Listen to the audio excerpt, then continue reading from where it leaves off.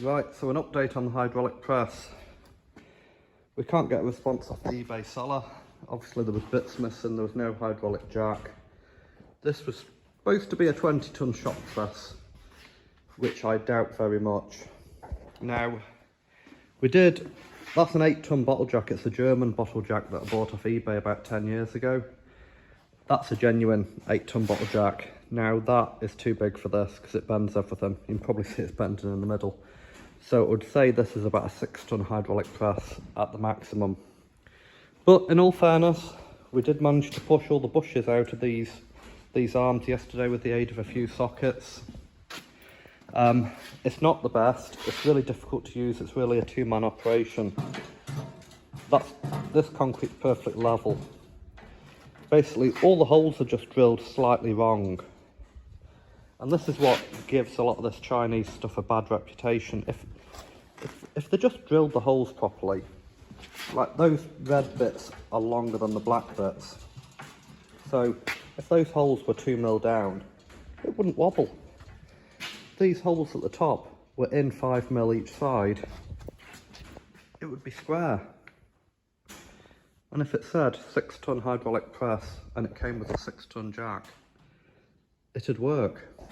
But the thing is, see like these bits of metal here, they're just not strong enough. And there's just too much gap there. Pressing those bushes out yesterday, we bent both these lugs. For some reason it was pushing that way. It was maybe the way we'd got the arm in the press. Both these lugs bent, and we had to use a G-clamp and a hammer and straighten it out. So if we can't send this back, obviously I'll have to do some modification. I think this here, me and James were talking about it, we'll probably have to support it with some angle iron, like weld or bolt a piece of angle iron on each side as a guide. You know, like put a piece of angle like that and have it going over. So because this could jump out. Also this jack, even if it was the right jack, there should be a way of securing the jack to this. So normally you would drill a small hole or a couple of small holes, or have a lug or a rib. So again, you know, that needs modified.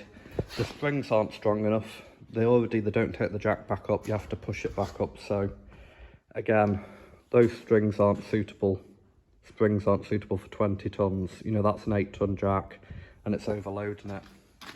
So you probably can't see, but we've bent that middle arm, and these two plates here, just trying to straighten a bit of 2 mil steel, we've bent those plates so they are soft as SHIT.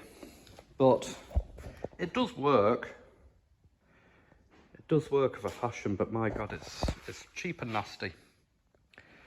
But if you see this here in another video, I'll probably rip their shitty sticker off because that's a lie, it's not 20 ton. And I'll probably have to modify it so the jack doesn't jump out, so that doesn't jump out. And we need some stronger plates. If anybody knows where to get these plates from that are thicker, let me know in the comments down below, please, folks.